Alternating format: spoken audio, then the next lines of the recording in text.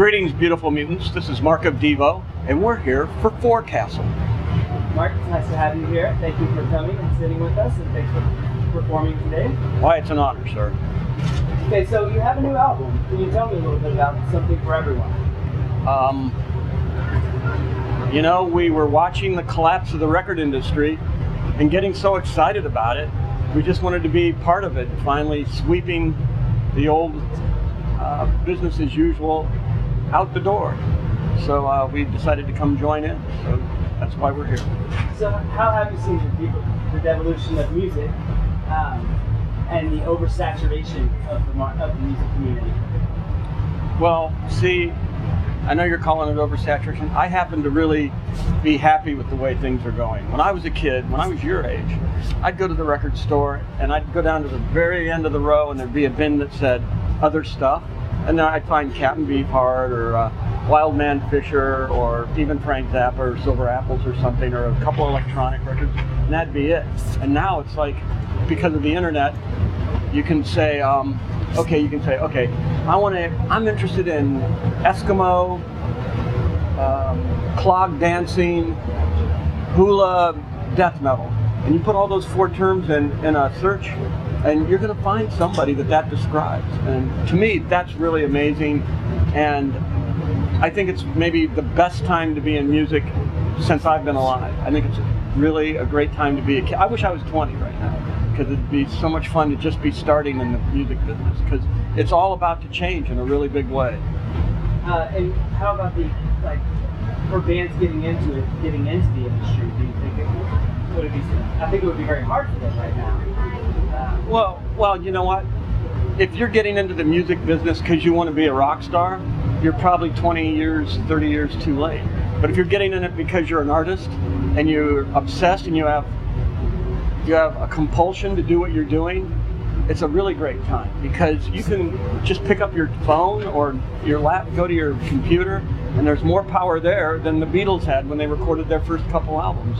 You can record digitally stuff that, you know, is so easy to do now compared to the way people recorded 40, 50 years ago. And you don't have to wait for a record company to say, okay, we're going to let you sell records. You know, you can just bypass that whole machine and get your own website and make your own YouTube videos and take off on your own. You don't need an industry to tell you you're allowed to make music anymore. So after 20 years, what is it that keeps you going now? Like, what got you back into it really? Well, you know, although there are maybe, 500,000 bands out there, there's very few of them that are really talking about the important topics, and that is that we are devolving at a rate faster than imagined 30 years ago. I mean, in my most paranoid fantasies back in the 70s, you know, if we would have had a crystal ball and we would have been able to look at 2010 and we would have seen, you know, oil spewing out at the Gulf 24/7. You know, we were looking at people waiting in long lines to get on airplanes. We would have said it's impossible. That can't be where it's going. Back then we would, and then if you would have shown us the movie Idiocracy, we would have gone, oh, it's the same thing. That's what they got in 2010. So it's just that the message needs to be disseminated. I think we need to talk about the evolution of the planet. So after so long, was it difficult to write songs again? I'm sorry? After so long, was it difficult to write a new album? You know, probably of all the people in the band, I'm the only one that had this romantic attachment to, like, for a while I was thinking, why don't we go back to like the way we did our first album, where we had a 4-track TAC and we still have a lot of the same synths and guitars. And I thought, hey, why don't we just do it with the same stuff and see what happens? Because we still write music the same way. And but after I talked everybody into trying that a little bit, and it just seemed really disingenuous, because in reality, if you look at the history of DEVO, between our first album on Virgin and Warner's all the way through to the last one on Enigma, there was a progression. We were really interested in technology, and we were interested in what was happening, you know, in electronics and in music, and kept changing as we went. And no two albums sound alike as far as from a technological standpoint. The way they sound alike is we talked about the same things always, and we still do. We talk about the same things. If Devo sings a love song, it's not like Sheryl Crow singing a love song. If Devo sings a love song, it's something like The Psychology of Desire, or it's Mind Games, you know. So we have a different point of view about the way we write music, and that's stayed intact. As far as the way we build our songs, we always kind of had a very simple Lego block system. I mean, there's no Devo song where the parts are so difficult that like a 12-year-old kid couldn't learn them, you know, like in one evening.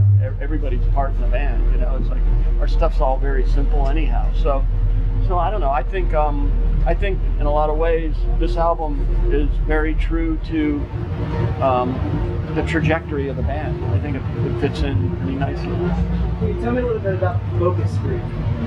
It almost felt satirical at first, but I'm really not sure now. The way the marketing campaign came around. Okay, well, I mean, you know, it kind of goes all the way back. When Jerry and the Bobs and I first started the band, it was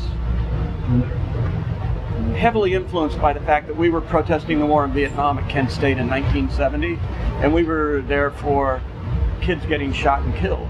And it kind of changed our whole perspective about democracy and about capitalism. We said, you know what? Rebellion is obsolete. You know, we watched, you know, like Che Guevara turn into like a cool T-shirt. You know, we watched the hippies become the hip capitalists. We watched, you know, and then a few years later we watched the punks become, the nihilists just become like another fashion statement. You know, the mohawks and you know, the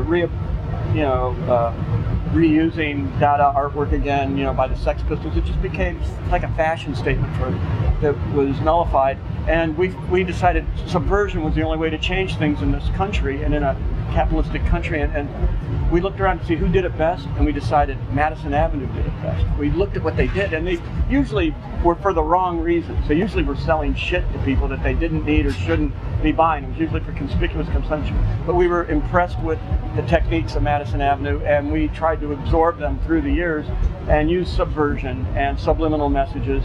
And so hiring an ad agency to do our marketing for this record seemed very natural to us. And so the focus groups, yes, they're a little bit satirical and they're a little bit for real too. We changed the color of our domes because of a focus group color test. Thank you very much for your time. Thank you for participating in the festival. All right. Look forward to the show. Thanks a lot. Thank you so much. Thank you, Cory.